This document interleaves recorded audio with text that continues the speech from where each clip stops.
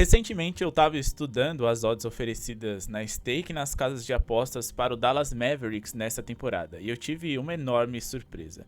O time é simplesmente o oitavo grande favorito para o título dessa temporada, mesmo depois de um ano desastroso. E ok, eu entendo que o fator Doncic e Curry fazem com que qualquer um que ama o esporte se empolgue, e eu, apesar de ter o meu time nessa liga, gostaria de ver Luka Doncic campeão e um antigo ídolo da franquia da qual eu torço também levantando um troféu. Mas não tem como eu me iludir. E se tem uma coisa na qual eu tenho certeza é que o Dallas, mesmo que vá longe que eu esteja enganado, eles devem sofrer. E vamos combinar? Um time que deve sofrer não pode ser o oitavo favorito ao título dessa temporada, e essa espécie de histeria coletiva, como classifico essa análise em cima do Dallas Mavericks dessa temporada, atinge e atingiu outros analistas. Outro exemplo é que em uma das páginas de Instagram do qual eu sigo, eles colocaram o Dallas no top 5 do Oeste, o que ok, isso não coloca eles como o oitavo favorito ao título, mas também coloca eles muito acima do que de fato eles podem ficar na Conferência Oeste, ou pelo menos garantir eles entre os 5 melhores. Para mim parece um tanto quanto arriscado demais na hora de dar o seu palpite para o seu público. Warriors, Lakers, Denver e Suns são times claramente superiores, e o que não falta são times com condições de serem tão bons ou melhores do que esse Dallas no Oeste, a exemplo dos Clippers, Kings, OKC, os Pelicans saudáveis e até o Memphis, que ok, não terão Ja Morant por 25 jogos, mas ainda são um time bom o suficiente e que sempre atuou bem sem a sua principal estrela. É claro que na balança das pessoas, nas análises, eles colocam o fator lesão, o que pode ou não acontecer com as estrelas dos Clippers, o que pode ou não acontecer com as estrelas dos Warriors. LeBron James, Anthony Davis ficarão saudáveis tempo suficiente para que os Lakers fiquem no topo. Ok, todos esses fatores devem ser colocados na balança, mas também eu não gosto muito de ficar contando com chutes do que deve acontecer em relação à saúde dos jogadores. Acho isso um tremendo equívoco, mas ok. O problema é que todo esse hype em cima dos Mavericks não me parece fazer sentido. Doncic é capaz de muitas coisas e ele de fato é um fenômeno. E hoje tem ao seu lado o companheiro mais talentoso de sua carreira. Saudável e com boa idade, é claro, mas isso é mesmo o suficiente? Vimos o que houve com os Lakers na temporada passada, quando LeBron James e Anthony Davis não eram o suficiente, pois muitos de seus companheiros tinham um nível questionável até metade da temporada. E no Oeste, isso é facilmente punido. Talvez esse Dallas seja de fato melhor do que o Lakers de Troy Brown Jr. e Thomas Bryant, mas o Oeste me parece muito mais forte do que na temporada passada. Então, por que acreditar que esse Dallas de Luka e Kyrie será muito diferente do que foi o Lakers no início da temporada passada?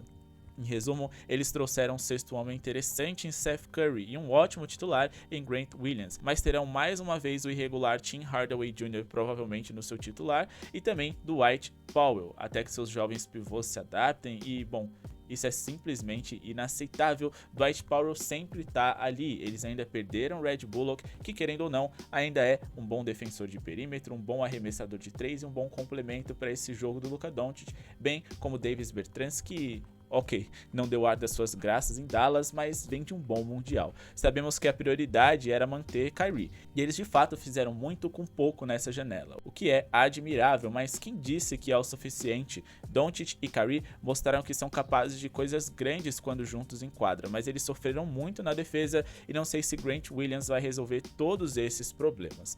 Para se ter uma ideia, alguns números preocupantes do Dallas na temporada passada é o fato de que eles foram simplesmente o oitavo time com pior aproveitamento em lances livres em toda a NBA.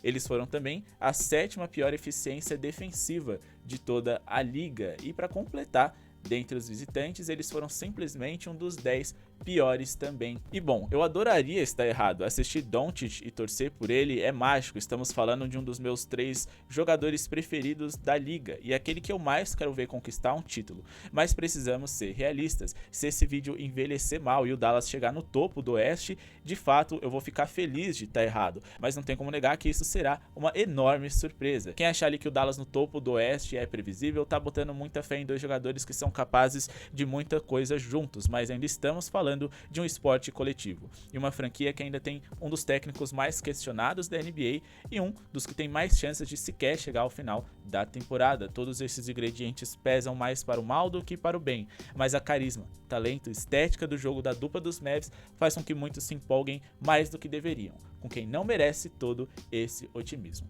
Bom, pessoal, esse foi o vídeo de hoje, espero que tenham gostado, lembrando que essa é só a minha opinião e eu adoraria ser convencido do contrário. Deixa nos comentários por que você acha que o Dallas estará no topo do Oeste, por que você acha que Luka Doncic e Kyrie é o suficiente, o que você pensa desses jogadores coadjuvantes, esses complementos que tem ao redor deles, Maxi Kleber, Dwight Powell, Tim Hardaway Jr., entre outros jogadores jovens que podem evoluir e sim contribuir para que a temporada do Dallas seja minimamente melhor do que a passada, que terminou sem sequer uma classificação para o play-in. Lembrando que eu adoraria estar errado, eu acho que sim, Luka Doncic e Kyrie são capazes de fazer muitas coisas juntos, mas mesmo que os dois sejam uma das maiores duplas da história do basquete, com média de 35 pontos, por jogo na NBA, ainda assim temos 70, e hoje para se vencer um jogo na NBA você precisa de uma média de 110 a 115 pontos. Será que esses companheiros vão corresponder? Eu tenho sérias dúvidas, lembrando que o Dallas joga num ritmo bem lento, então não necessariamente seus jogos são tão bem pontuados, mas fato é que por conta da defesa frágil, isso com certeza deve mudar, e na verdade mudou desde que Kyrie foi adicionado na escalação, mas ainda assim, geralmente eles estão sempre muito próximos daquilo que os seus adversários também produzem, ou seja, vai ser uma temporada que mesmo que Dallas vença, os jogos vão ser apertadíssimos. Vamos ficar de olho nessa que é uma das principais histórias para essa temporada 23-24. Muito obrigado pela audiência de todos e falou!